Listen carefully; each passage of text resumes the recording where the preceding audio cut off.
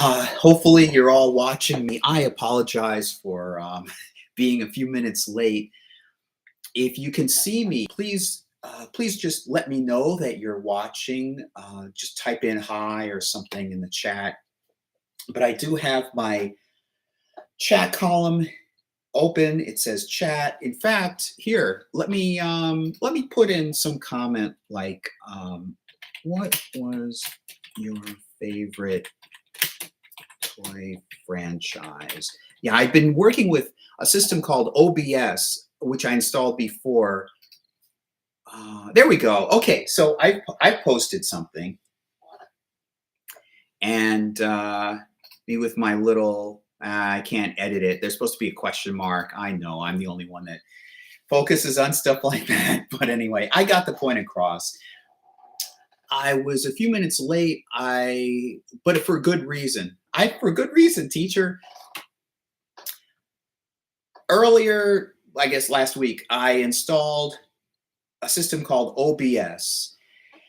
And it's up there now. I don't want to fool with it because I'm doing this live presentation, but I was using ChatGPT to guide me on how to have this feed into OBS so I can have that nice countdown. Apparently there are several scenes you can create, and one of them is a countdown video. I found a good countdown. I found a few good countdown videos, 2 of them, and I want to add them in so that you'll have that nice 10, 9, 8, 7, until I go live. I'm still working on it. It's a channel in the making. Speaking of the channel in the making, I do want to talk about more fun stuff like toys and toy mysteries and my story writing and more with, let me see right here, my songwriting and so forth. But in the meantime, let me get that out of the way. It landed in the wrong spot.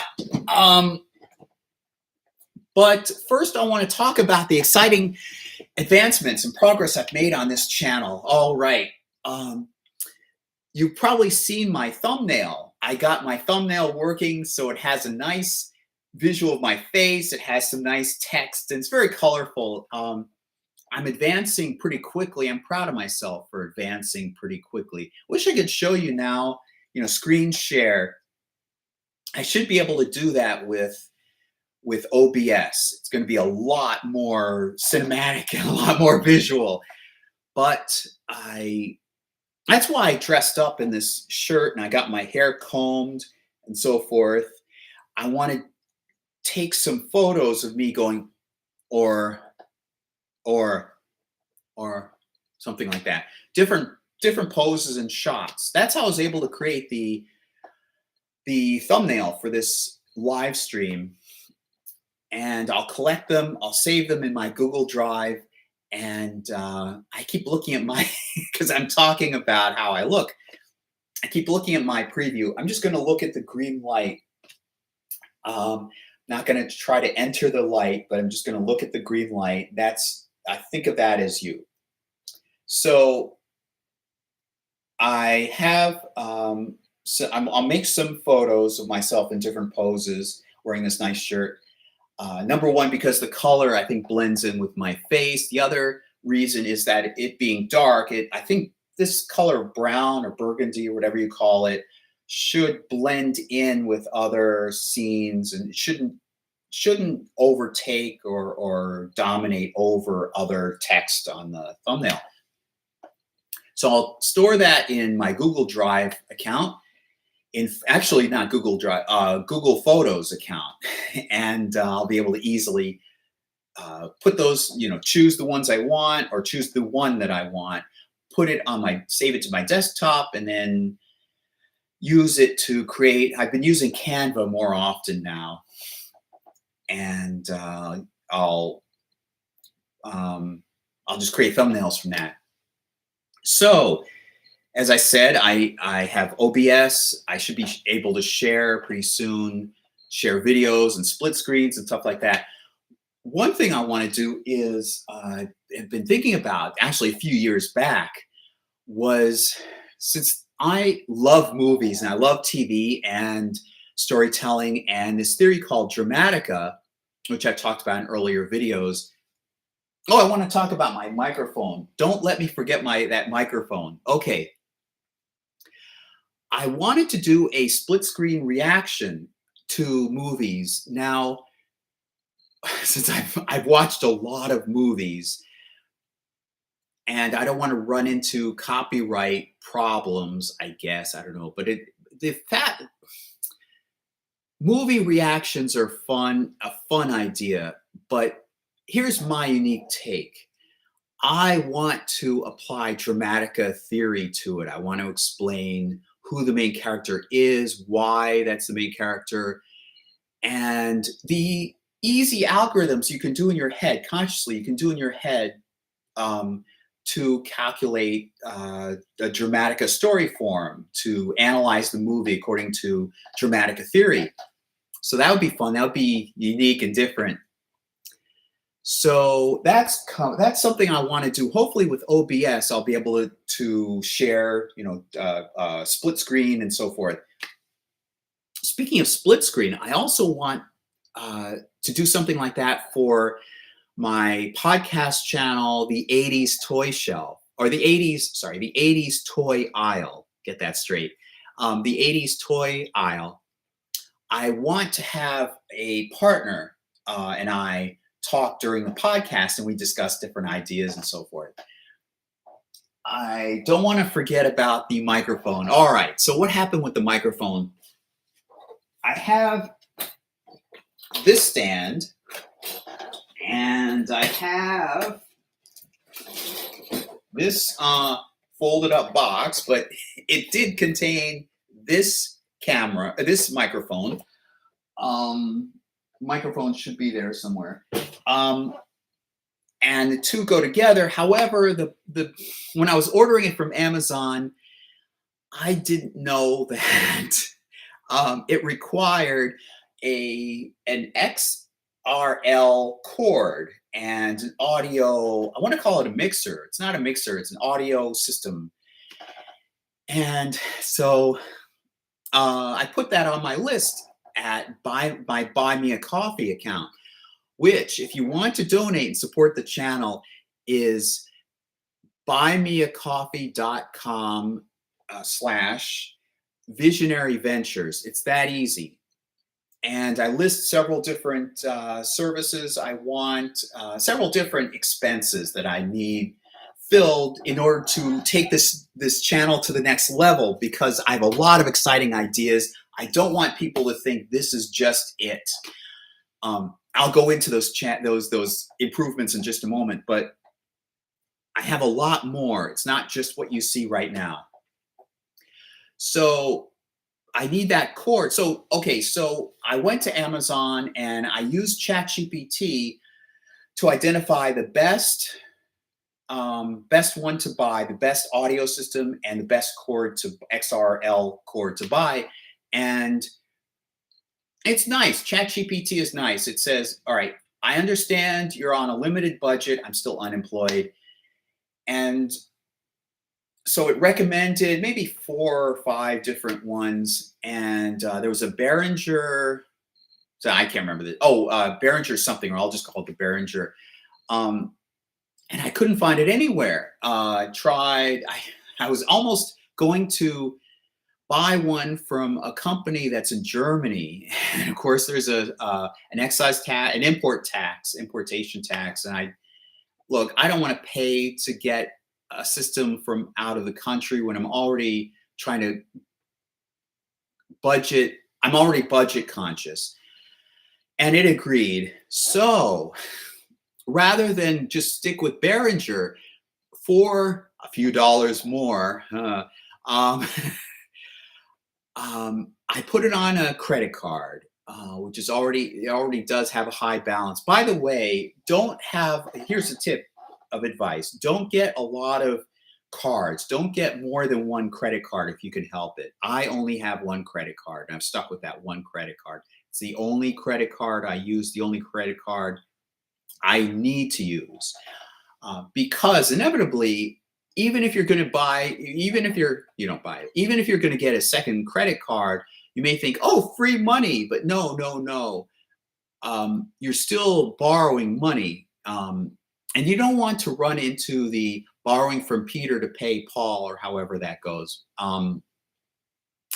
So inevitably going to have to pay it back. So you might as well just have the one credit card and just stick within your budget limits. I mean, I'd like to have a nice house. That's partly what this channel is for. That's largely what this channel is for. I want to build up my career. I want to, I started writing a book about mermaids, of course. And it's a romantic, kind of a sensual, erotic sort of, but sensual novel centered around a romance with a mermaid. So write what you know, or what you wish you knew. So I know I look down a lot of times. So anyway, I found for some dollars more, I found a better unit. So I'd rather put money into getting a better unit. And I don't remember the name of the company. I could look it up. Maybe I'll make an announcement online or something on YouTube in a post or something. But it should be coming. I ordered it through Walmart. And so it's scheduled to come next week. It said December 8th through the 15th or something like that. But it definitely, the first day, believe me, I caught the first day is December 8th when it could arrive. So I have that. Working on my thumbnails. The sound quality will be better, not only for this YouTube channel, but also for recording music. And here, that's a nice segue. I'm going to talk about the other improvement that I made with this this YouTube channel. Well, I don't want to show you the notebook because it has writing, and I want to make sure that I don't accidentally show anything I shouldn't see. But you shouldn't see. But I asked ChatGPT, what are some other ways other than going live? Because it's fairly easy. I can just go live for an hour each week. But I want to build visibility on YouTube. What techniques do other YouTube content creators use? And it said that one was posting shorts, video shorts of less than 60 seconds. Another is posting videos of 10 minutes, 10 or 14 minutes, something like that, 10 to 12 minutes. And going live, of course. And of course, I'll continue improving the look of my channel and figuring out how to use OBS and just tweaks here and there. Other than the tweaks, I started writing down the topics and creating scripts for that documentary podcast, Encounters into the Unseen. If you've seen my previous live streams, you may have noticed, you may have heard me talk about these different podcasts. In fact, I've talked about them a number of times. There are 4 podcasts. And then, of course, I have 3 course playlists that I have in mind. The course playlists are about Star Trek and Star Wars, basic science fiction in general, but primarily the impact of Star Wars and Star Trek and learning things about the franchise, those 2 franchises, and learning how to read the Torah in its original language, not just in terms of Hebrew, but the structure, the actual structure, the verse, because if you look at it pictorially, according to one theory I'd love to explain further, and I do in that, I will in the videos that are going to be in that playlist, you can see each book visually, the verses laid out in a specific pattern visually, and then it follows it basically looks like this. And I don't mean to be, giving Christian symbolism. It looks like this. It has Exodus, Leviticus, and Numbers, and then crossing, it has Genesis, Leviticus, and Deuteronomy. And so that's exciting. It's very intricate, very detailed, and requires elaborate, fascinating explanation and visual illustrations. It's not just 5 books that somebody reads and puts away. So, all right. So I don't want to go off on a tangent, but it's already 15 minutes. So into the video. So I'm doing that, and okay. So back to the 80s, not the 80s, the Encounters podcast. So I want it to look like Unsolved Mysteries, or In Search of, or Sighting, something like it's a paranormal documentary with recreations, AI video recreations, and I'm going to be a narrator, and it's going to have a disclaimer at the front. It's going to have the opening sequence. It's going to have a teaser and then an opening sequence. It's going to be something like you'd see on History Channel. Something that's what I'm aiming for.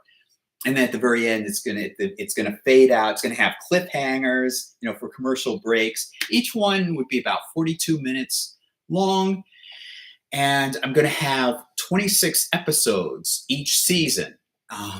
So I'm really pushing for a television show mimicry. So each season is going to be 26 episodes. I primarily like UFOs, but growing up, I enjoyed ghosts, reading about ghosts, Bigfoot, and Loch Ness Monster, Bermuda Triangle, and there were other mysteries, other fascinating mysteries. I don't know what to do with them, but the first season will be specifically about UFOs, and it's not just going to be random. These episodes aren't just going to be random in random sequence. I'm going to have like a flow from episode 1 to episode 26. It's going to evolve. It's going to show you the evolution of the UFO mythology. There is a mythology. I mean, abductions and government cover-up and so forth, and cattle mutilations and so forth. I want to show you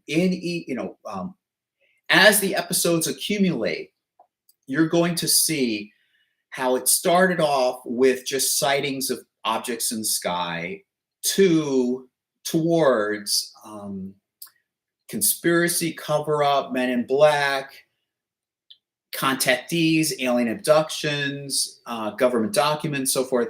All that over time as these new ideas or phenomena insert themselves into the overall UFO mythology.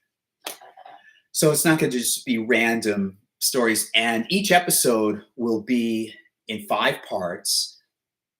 It's going to be an exciting teaser, and then the opening sequence, like encounters into the unseen, some exciting opening sequence, and then there'd be a disclaimer at the beginning, and then my voice narrating with commercial breaks, 4 acts of explaining or summarizing a particular case, and then there's going to be a cliffhanger where there's a twist into the next act. And then after the 4 acts, there's going to be a 5th act in which I unravel and give plausible, possible, more earthly explanations for what happened. And I'm really excited about that because that makes the episodes, makes the podcast series different from a lot of the videos where they just show, they regurgitate the same myths. I've seen, this is sad, I've even seen documentary channels on TV doing the same thing. They just regurgitate the same facts, and it's like a game of telephone. You don't know what the original facts were. It could have been, the information could have been distorted over time. You don't know. So I'm going to make an effort, an honest, earnest, careful journalistic effort to portray these stories and then come up with an alternative explanation rather than just, there were visitors that came from the sky or wherever. So what would I do for the following season? So for the following season, ghosts, UFOs and ghosts. That seems, in my opinion anyway, that seems to be the 2 most prominent phenomena. So I'll do the same thing with that. I'll have 26 episodes. I will present a particular phenomenon of ghost haunting. And I'm going to go back. Like the first episode, I started listing these. The first episode may be about seances. And then the second episode, first episode, from what I've read, was about the time when people were intrigued by other dimensions or multi-dimensions, because in mathematics, around, I think, the 1850s, there was a fascination over higher dimensions and thinking in terms of higher dimensions and so forth. I think that's when the short novel Flatland came out. I'm not sure, but it's an interesting novel. Read about it, especially if you're interested in physics, especially theoretical physics. Read Flatland.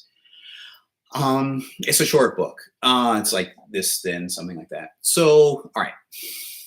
So I'm going to place them in a strategic order. So that would be, if you take 26 multiplied by 2 over the course of 1 year, 52 weeks in a year, you will, maybe there's going to be a break, but over the course of a year, doing that and adding shorts, little 1-minute videos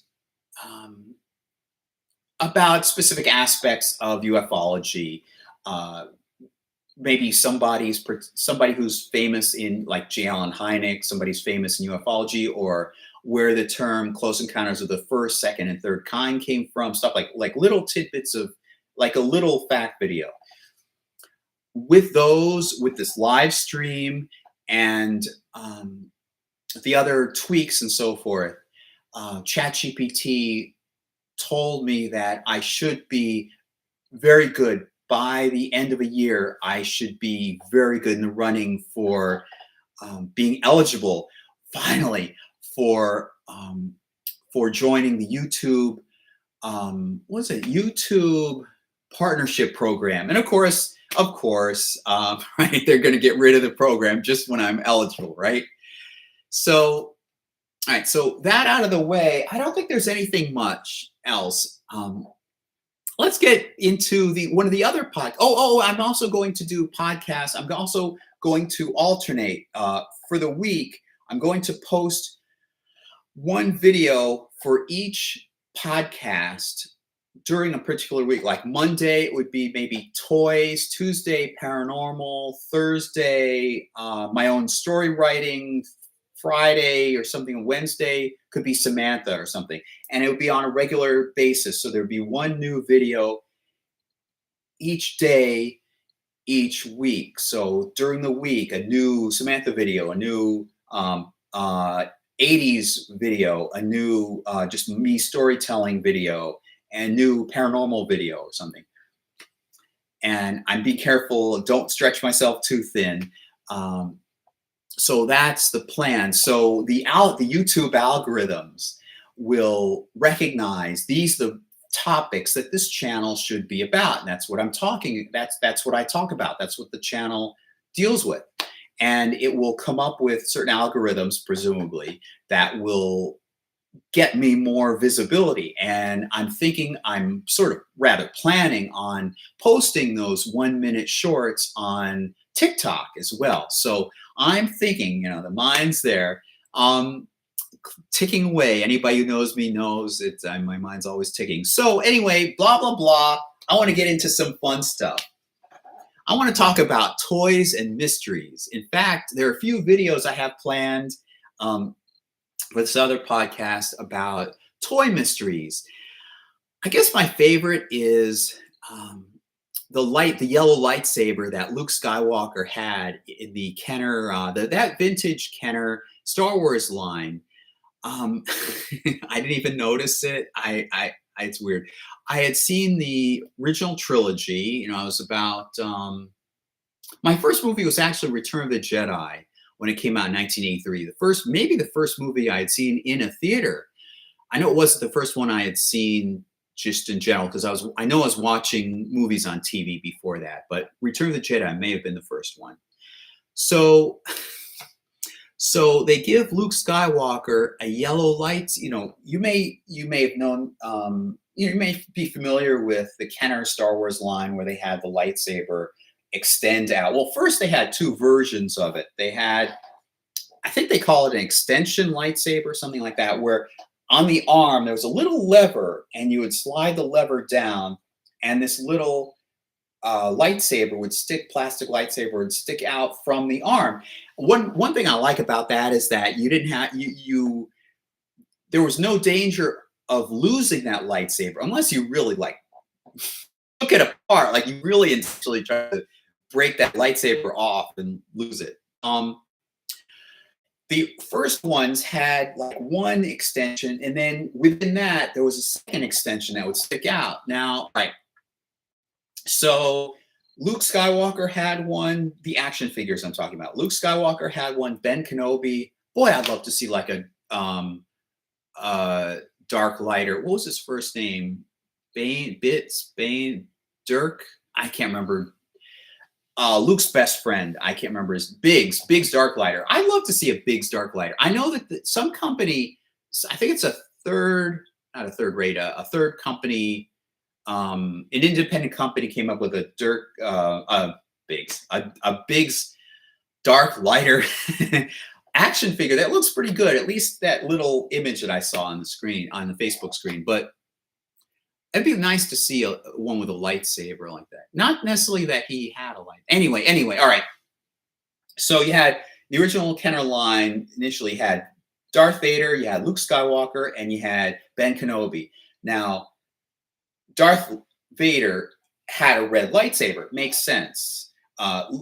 Ben Kenobi had a blue lightsaber. That makes sense. Luke Skywalker had a yellow lightsaber. Now, why would they have a yellow lightsaber? Why would they assign a yellow lightsaber for Luke? And I'm thinking, well, maybe they wanted different colors. They want to make sure that each action figure had a different color.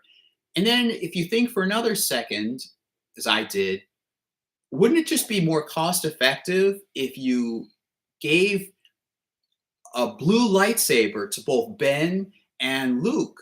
Then it would be accurate, right? So I still don't know why. Maybe there was a mistranslation. Maybe somebody just wanted them to have different colored lightsabers, each character to have a different level. Who knows? So I want to talk about that in some future video. I also wonder if you had heard about this. I know in Masters of the Universe circles, there's something called Wonderbread He-Man. And all right, where do I begin? So people had posted pictures, photos, and just basically talked about this Wonderbread He-Man. He was basically He-Man. I'm talking about the vintage. When I talk about these toys, I'm talking vintage. Like a 1982, I think when it came out. 1982 He-Man, only instead of the characteristic blue, blue. Oh boy, that would look weird. Maybe I'm thinking Faker, the character Faker. Blonde-haired He-Man had a brown or blackish brown-haired He-Man, and came with some were reported to have come with different armor, brown armor, I think, and something. And so there were rumors, you know how rumors get started. Rumors that that Wonder Bread, the bread company, had this mailway feature, where you see He-Man is getting to me, trying to talk to me through my body, through my hiccups. You order, you mail away, and then they would send you a He-Man figure in this different color. And what was actually happening was I found out that from I can't remember the name of the channel, but he had been a toy maker. I mean, professional toy maker, toy designer. He has his own YouTube channel. I just can't remember the name at the moment. And there are probably other videos that cover the same thing. It's getting around. Word is getting around. The Wonder Bread offer, there was a Wonder Bread Masters of the Universe offer, but it wasn't for the He-Man figure, the unique He-Man figure. It was later on. It may have been tied in with the 1987 glorious Masters of the Universe movie, live action movie. But before that, what actually happened was there was a letter found, actually by this guy, this very guy, and I wish I could remember his name. But anyway, he had been assigned to this project to just design this visual, very visual, sort of maybe a coffee table book, I don't know, but a very visual record book of artwork related to Masters of the Universe. Boy, that would be wonderful. If only he had all the money in the world, right? So in his research, he came across this letter from a mother to was it Mattel, because they produced Masters of the Universe. And she expressed how her kids were disappointed, her child was disappointed that this He-Man was just like the He-Man that you could buy in stores, instead of being a different character. And there was also a copy of I think a memo. Yeah, I think it was a memo, not the actual letter sent in response to that letter, but the person who wrote the memo essentially said, "Yeah, this woman has a good point. Let's send her a different action figure of her choosing, her kids choosing, or something or other." So that was decent. That was nice. I remember Kenner doing the same thing, where they had Kenner is pretty nice, decent company too, in terms of Star Wars. So I remember specifically the Boba Fett thing, and probably everybody who's into toys, action figures from the 1980s knows about the Boba Fett thing, where originally supposed to have a projectile backpack, projectile missile, and due to a horrible tragedy with some child, there were safety concerns. So they fastened it so you couldn't do that. It's physically part of the Boba Fett action figure. All right, so in place of that, for those people who mailed away for the Boba Fett action figure, they said, "We apologize. We can give you this Boba Fett action figure." I think they may have mailed out the Boba Fett action figures, and then they, with an apology, saying, "If you don't like this, if you want a different figure, we can send you." So basically, my point is they're pretty decent. I think Kenner was pretty decent. Hopefully, they still are. Well, actually, it's bought out by Hasbro. Anyway, all right. Eventually, probably everything will be owned by Hasbro and Disney, right?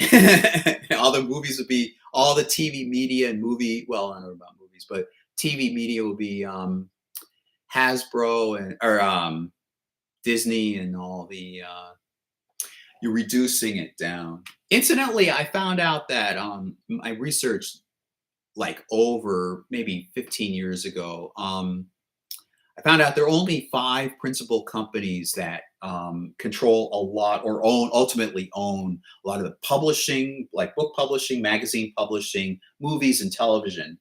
Only 5. Can you imagine that? Wow. So anyway, so back to the He-Man. Oh, the Wonderbread He-Man, the so-called Wonderbread He-Man. So what actually happened was that there was a different He-Man figure that they wanted to have in this set, as a mail away. It was a special offer. I think you buy 2 figures and you mail in your proofs of purchase or whatever. You can send away for this He-Man with a different color hair, almost like a different character, a different version of He-Man. And he came with armor that was a different color, but it was the same design as you'd see with Zodak. And they had an accessories pack that they sold sometime. And it's an interesting small little history behind that, backstory behind that too. So I found it interesting also. I want to do a video on this. I didn't even realize until later on that, I guess, the behind the scenes of toy making, where G.I. Joe did this, not Star Wars. Well, Star Wars, I don't think Star Wars really did this. I know they did with the little weapons, but not so much, I think, the action figures. But um, using the mold for one part for other characters. Like, for example, and this is, now that I know about it, this is glaring. I should have noticed this to begin with. Sorry, yes, my shirt got ripped there. And it's always that same spot too. If you see my previous live stream, it's right this. It's never anywhere else. It's always right here for some reason. The washing machine, the washer and dryer. Ugh. Anyway, maybe I should add that in my buy me a coffee account. Anyway, all right. So, um,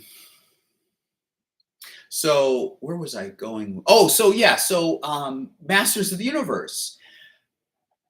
They have. It'd be interesting to count like how many variations of the same basic figure you had. Excluding like Buzz Off with his eyes and so. I'm talking about not talking about the heads, just the arms and the torso and the waist and the legs. It's the same basic figure, and the feet on, I guess, heroes had one shape, and the villains, I guess, had like a more like a tri-toe foot thing, which is interesting. I'm also fascinated by the differences between the cartoon and the original figure, because in these different franchises, because Masters of the Universe had a very different universe background than Filmation created. I thought if I had the opportunity to create a movie, now I don't know how audiences would take to it, but I know how I would take to it. I mean, I know how my take would be to it. I would want to do a movie going back to the original Masters of the Universe before Filmation even got involved. I would want He-Man as like a Conan. I would do like a Conan the Barbarian type of style of movie, and I'd have the goddess, that's another mystery. Tila on the package, the original vintage package, it said warrior goddess, and even I didn't know why the two were. I thought she was just a goddess that acted as a warrior or something.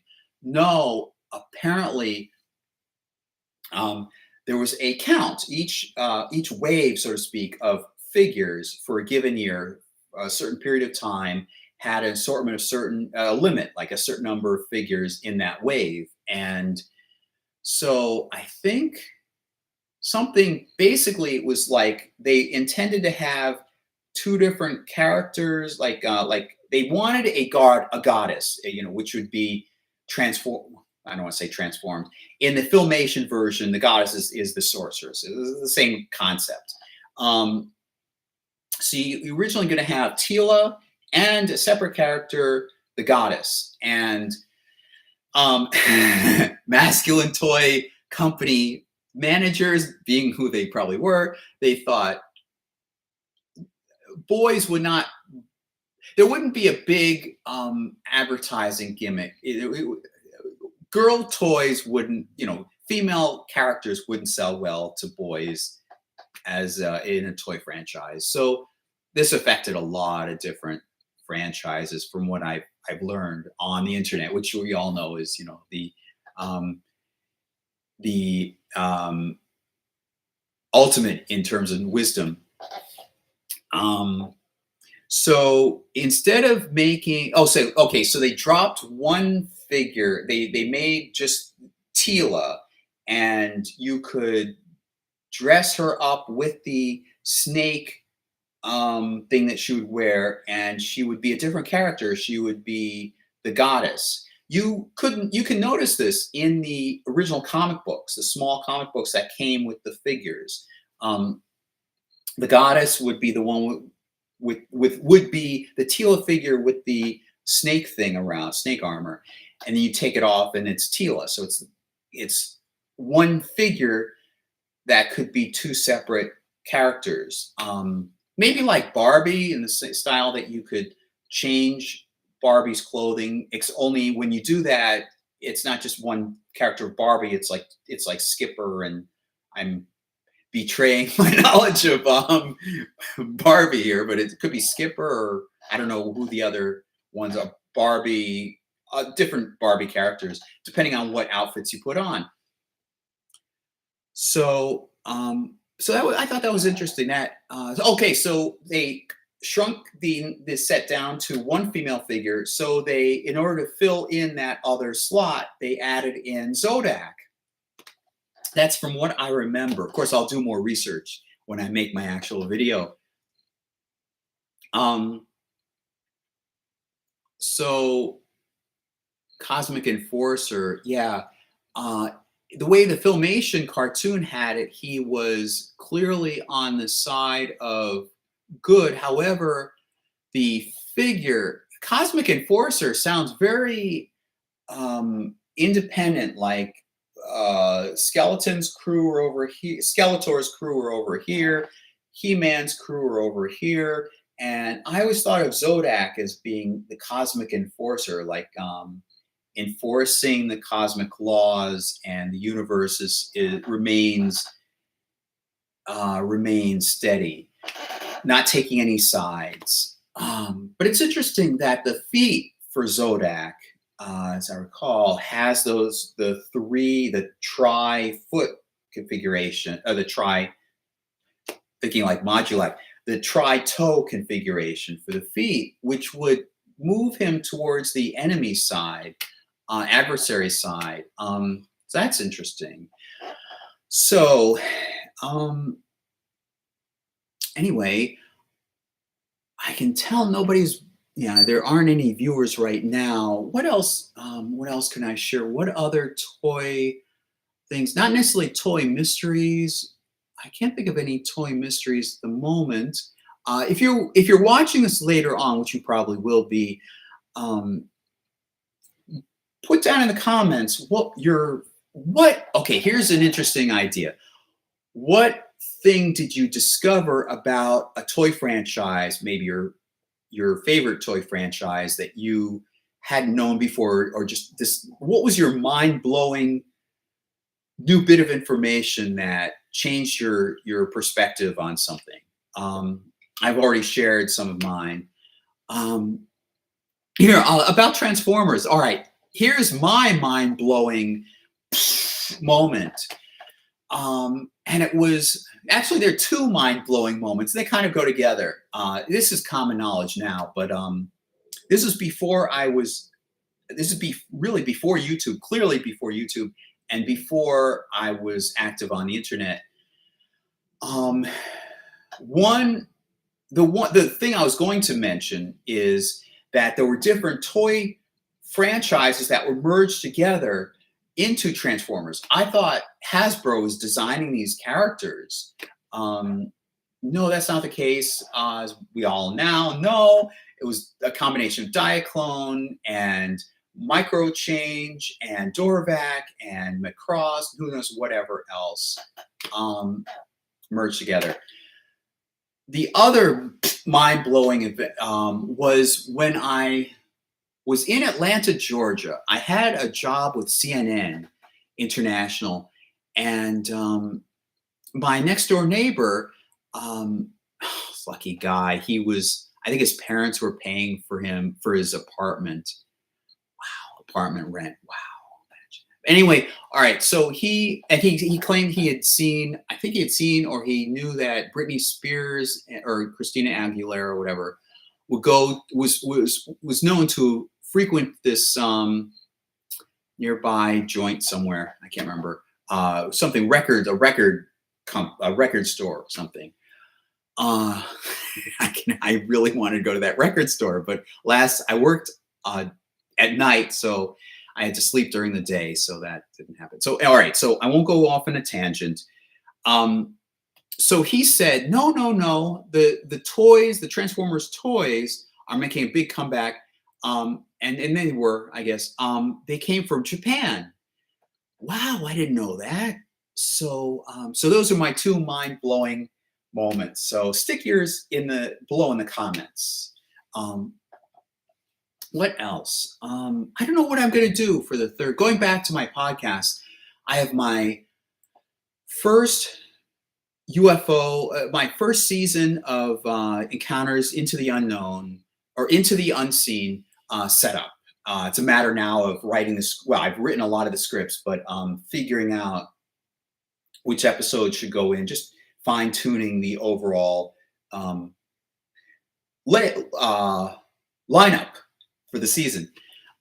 Ghosts will be the second season will be a little trickier because it'll be more difficult. So it's more difficult to find cases that really meant something, that were really groundbreaking in the sense that they shifted, they added new perspective onto ghostology. UFOlogy, no question, no problem. You've got Men in Black, you've got abductions, you've got cattle mutilations, you've got sightings, you've got whatever.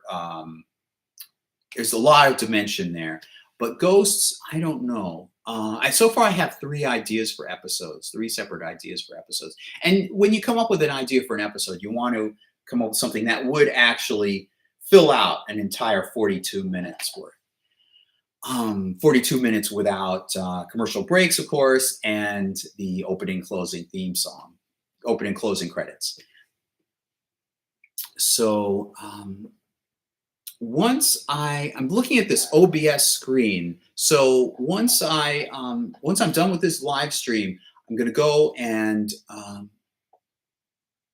work out. I was like that close to figuring out how to live stream from that. I may actually, I don't know what I'm going to do. I'm going to end the stream about 14 minutes from now, 13 and a half minutes from now, which seems like an eternity as I think through what else to talk about. But as soon as I end the stream, I'm going to work through and just carefully, I may show up as a live stream somewhere. You may see me go live again, but just going to figure out, fine tune it, and make sure that I can be able to work with OBS, do all those wonderful things. Let me see. The Samantha stuff, I dressed up for Halloween. Okay, all right. There's a little bit of development in terms of Samantha. You may know that my goal is to create music and sing in a feminine voice, put a legitimate act in female form as Samantha, as this character Samantha, or persona Samantha. And so I reached out, using ChatGPT, it gave me a list of makeup artists. Now, you may know from previous episodes or whatever, I've already talked about Gray Phillips, who Gray Phillips was like a modern, billed herself as really a guy dressed in drag, but so I'll just say her, billed herself as the real life Tootsie, based, reference to the movie Tootsie. He couldn't get a job. He had a high singing voice, like a sort of somewhat feminine feminine sounding singing voice, but just sang as his normal self. And so he's talked about it elsewhere. So, all right, go along with it. Just dress as a woman and perform. And so there was an audition, like a kind of a contest. And he had producers. He had like a record producer. He had a manager and so forth. There was a team behind this effort to have several different like makeup teams. I don't know how makeup art. I'll just call them makeup artists. Come up with their best look for him as a woman. And so one of them won out, and he looks remarkable. So now I'll refer to him as she. So her name is Gray Phillips. Of course, I don't want to go off on a tangent again, but she just goes on stage, sings, and it's believable. It's quite believable. She's done interviews and so forth. So that's what I want to do as Samantha. So I like cross-dressing in general, but I don't like drag. I I don't like the exaggerated female features or something. I'm an illusion. Yeah. I'm a tongue-tied person. No, I'm an illusionist at heart. I'm fascinated by how one can modify themselves to look a different way and so forth. That's why, by the way, I'm wearing these earrings. It's not to wear long earrings or whatever, but like to maintain the pierced ears. Because actually, frankly, I had them pierced specifically for this reason, this purpose, but they lost one of the studs. I don't know. So I knew that they would close up. So the ears would quickly close up unless I had these, and I already had these. These came with like longer earrings, but so in order to make them prevent the ears from closing up, I put these in. And this December 19th, around that time, I think specifically December 19th, because that's also when I got my job that I was later laid off for on August 18th. Remember, go to buy me a coffee and please donate to this YouTube channel. That's when I got my ears pierced. So it's been roughly that long. So it's going to be almost 1 year, and I'm going to keep them so they will be more healed up. In other words, the hole will be more permanent. Holes will be more permanent. So that's why, principally why I got this. And I should have put it over here on the windowsill. So I want to sing from the heart. I came up with 2 albums. Oh, yes. I finally took my like 21 or 22 something song list of all the different songs I had in mind, all the different topics for songs I had in mind, and I found out how to divide them thematically, sensibly, how to divide them into 2 albums. And in addition to that, I have enough material for half of a Halloween album and half the material for a Judaism album. So, and I'm developing, oh yes, I forgot to mention, I created an EPK, an electronic press kit for myself and Samantha, and I have a photographer that's interested, $200, which is pretty low for pictures of me in regular masculine form and pictures of me as Samantha, and she's interested in it. So I've got a potential record producer. I've got that microphone, that nice studio microphone. Here we go. This for both podcasting and for singing. And I've got GarageBand, and I've got other things set up. Got my Google Drive, Google Notes, Notebook, Notebook LM, so forth, set up. So let me see what else. So about Samantha, let me see. Talk about toys, what I've been doing. I mentioned that Mermaid novel I started. I'm planning on doing that, putting that up for availability on Amazon. Now, I already have a Kindle, or Amazon bookshelf, no matter, it depends on how you call it. I know KDP is Kindle Desktop Publishing, which is what I have some stuff up there already. And it's available through Amazon. Kindle is the way that you, or KDP is the way that you, if you're a writer, you can be able to add your stuff. And then it's available through Amazon, and it might be available through other sites too. I don't know. But I'm more excited now. I'm more involved. I feel like I finally have the tools. This is me just talking. Now in these last few minutes, I can just talk about my feelings, how excited I feel. I just turned 50 this past November, mid-November, and November 14th. And I feel like I'm late.